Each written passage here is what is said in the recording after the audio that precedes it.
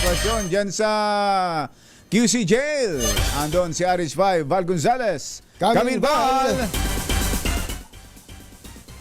Jerry at Anthony, dito na nagpalipas ng unang gabi.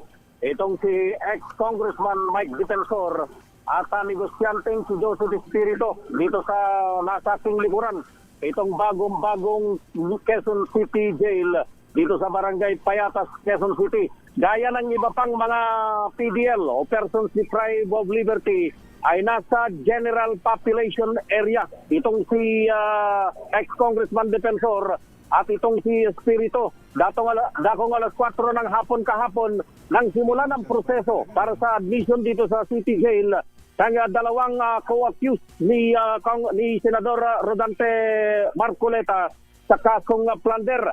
Ayon dito kay BJMP spokesperson, Jail Superintendent J. Rex Bustinera, gaya ng iba pang PDL, ay walang VIP treatment kina Defensor at maging itong Espiritu. Batay sa panuntunan ng New Quezon City Jail, isang linggo o 7 araw na mananatili sa general population na area ang isang bagong pasok na PDL, bago naman ito talaga doon sa kanilang mga selda. Samantala yung isa pang huling natitirang co-accused sa kasong plunder na si businessman Aristotle Viray ay nagpalipas naman ng magdamag sa kustudiya ng PNP CIDG sa Campo Crame matapos ng maaresto kagabi.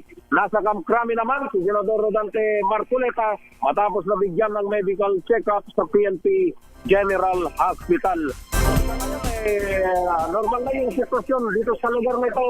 Yung dalaw mula araw ng Martes hanggang araw ng Biyernes ay alauna hanggang alas 5 ng hapon, habang kapag ka naman na weekend ay mula alas 8 ng umaga hanggang alas 5 ng hapon, at tuwing araw ng Sabado ay iba-ibang floor yung pwede lamang dumalaw, at yung natitira pang ibang floor dito sa New Quezon City Jail ay tuwing araw naman ng linggo. Dito sa ating likuran, Jerry Anthony, ay meron ng mga nagdadating ng mga dalaw, yung mga nanggagaling sa iba't ibang mga malalayong lugar, at maghihintay sila ng alauna pa ng hapon bago naman makita at madalaw yung kanilang kapamilyang mga PDL. Dito sa New Quezon City Jail, dito sa pasensya na dun sa mga almusal ngayon, medyo masangsang ang amoy dito sa bahaging ito ng Payatas, Quezon City. Ako si Val Gonzales, Vizarate, una sa Pilipinas,